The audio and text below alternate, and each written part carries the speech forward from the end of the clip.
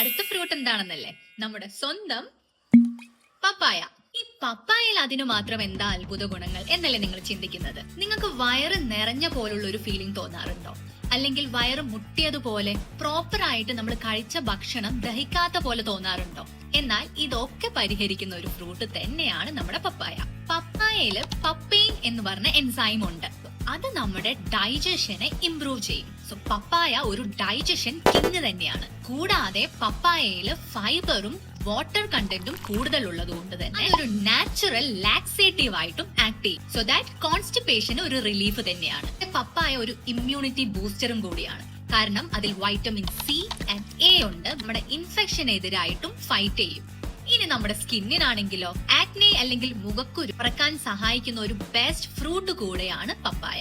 It improves glow from inside and it also reduces bloating, വയറ് നിറഞ്ഞ പോലുള്ള ഒരു ഫീലിംഗ് അല്ലെങ്കിൽ ഒരു ഹെവിനെസ് ഫീലിംഗ്. നമ്മളെ ഗട്ടിനെ കംഫർട്ട് ആക്കാനും ആൻഡ് പീരീഡ്സിന്റെ സമയത്ത് കഴിക്കുന്നതും നല്ലതാണ്. And the best time to eat papaya is morning empty സ്റ്റൊമക്കിൽ. Just start your day with papaya. A small bowl is enough. പക്ഷെ നിങ്ങൾ ശ്രദ്ധിക്കേണ്ടത്, നിങ്ങൾ പ്രഗ്നന്റ് ആണെങ്കിൽ you should avoid raw papaya. അതേപോലെ എക്സസ് ആയിട്ട് പപ്പായ കഴിച്ചു കഴിഞ്ഞാൽ അത് ഡയറിയ ഉണ്ടാക്കാനും സാധ്യതയുണ്ട്. പപ്പായ ആക്ച്വലി ഒരു മെഡിസിൻ ആണ് in a fruit form. So next ഫ്രൂട്ടിനായി ഫോളോ മീ.